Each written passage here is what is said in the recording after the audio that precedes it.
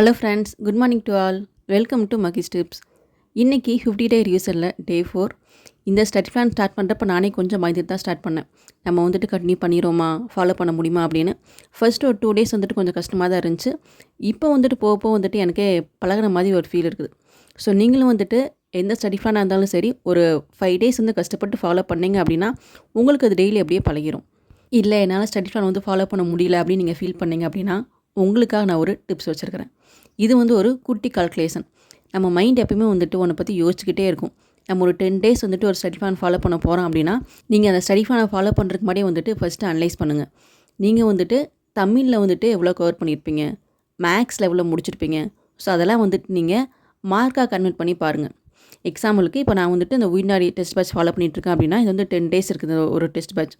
So அந்த 10 days நான் follow பண்ணேன் அப்படின்னா எனக்கு வந்துட்டு நான் தமிழில் யூனிட் 1 ஃபுல்லாக முடிச்சிருப்பேன்.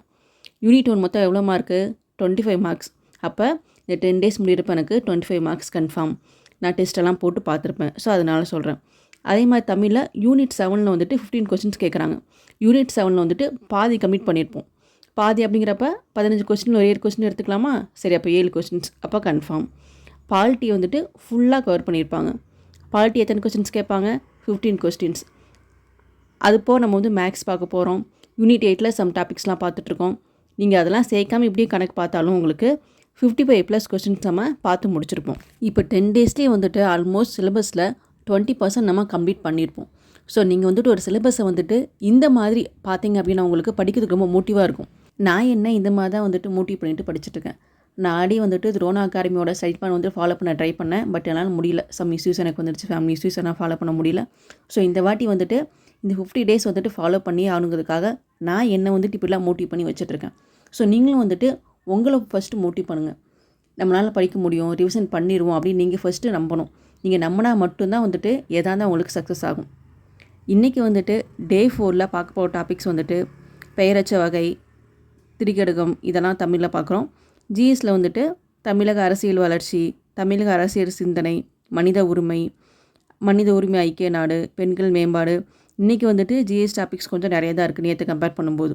ஸோ இன்றைக்கி வந்து நான் தமிழில் ஃபஸ்ட்டு கம்ப்ளீட் பண்ணிவிட்டு அதுக்கப்புறமா ஜிஎஸ் எடுக்க போகிறேன். ஏன்னா ஜிஎஸ் வந்து எனக்கு டாபிக்ஸ் பார்க்குறப்ப வந்துட்டு ஒரு 5 டாபிக் மேலே இருக்குது. ஸோ நிறையா இருக்குன்னு ஃபீல் வந்துருச்சு. ஸோ அதனால் வந்துட்டு கொஞ்சம் ஈஸியாக இருக்கிறத ஃபஸ்ட்டு பார்த்துட்டு ரெஸ்ட் எடுத்துகிட்டு அதுக்கப்புறம் வந்து ஜிஎஸ் பார்க்க போகிறேன். நீங்கள் வந்துட்டு இன்னும் வந்து திங்க் பண்ணிகிட்டே இருக்காதீங்க. யாராவது ஒருத்தரை ஃபாலோ பண்ணி ரிவிஷன் பண்ண ஸ்டார்ட் பண்ணிடுங்க. ஏன்னா நீங்கள் எவ்வளோ தான் சூப்பராக படிச்சிருந்தாலுமே சரி, ரிவிஷன் பண்ணாமல் விட்டுட்டீங்க அப்படின்னா உங்களுக்கு எக்ஸாம்ஸ்க்கு எதுவுமே ஞாபகம் இருக்காது. அதுதான் உண்மை. அதே மாதிரி டெஸ்ட் போட்டு பார்க்குறப்ப ஓஎம்ஆர் சீட்டில் டெஸ்ட் போட்டு பாருங்கள். ஓஎம்ஆர் சீட் வந்து நான் நம்ம டெலிகிராம் வந்துட்டு அனுப்பிச்சிருப்பேன். அதை மறக்காமல் வந்துட்டு ஏதாவது ஜெராக்ஸ் போட்டு வச்சுக்கோங்க. உங்கள் கையில் இன்னும் ஸ்கூல் புக் இல்லை, நீங்கள் ஸ்கூல் புக் தேடிக்கிட்டே இருக்கீங்க அப்படின்னா உங்களுக்கு டைம் ரொம்ப கம்மியாக இருக்குது. நீங்கள் இப்போதைக்கு ரிவிஷன் பண்ணுறதுக்கு செய்கிறதுக்கு இந்த தமிழில் ஆசான் புக் வாங்கிக்கோங்க. ஏன்னா ஸ்கூல் புக் தேடி டைம் ரொம்ப வேஸ்ட் பண்ணாதீங்க. ரிவிஷன் பண்ணுறதுக்கு இந்த புக் ரொம்பவே நல்லா இருக்குது. ஸோ நான் தான் யூஸ் பண்ணிகிட்ருக்கிறேன். உங்களுக்கு இனி டவுட்ஸ் இருந்துச்சுன்னா மறக்காமல் கமெண்ட் பண்ணுங்கள். நீங்கள் யாராவது கிறிஸ்டோப் அகாடமி ஃபாலோ பண்ணிட்டு இருந்தீங்க அப்படின்னா மறக்காமல் கமெண்ட்டில் சொல்லுங்கள். நீங்கள் எத்தனை நாள் வந்து கம்ப்ளீட் பண்ணியிருக்கிறீங்க அப்படின்னு. தேங்க்ஸ் ஃபார் வாட்சிங்.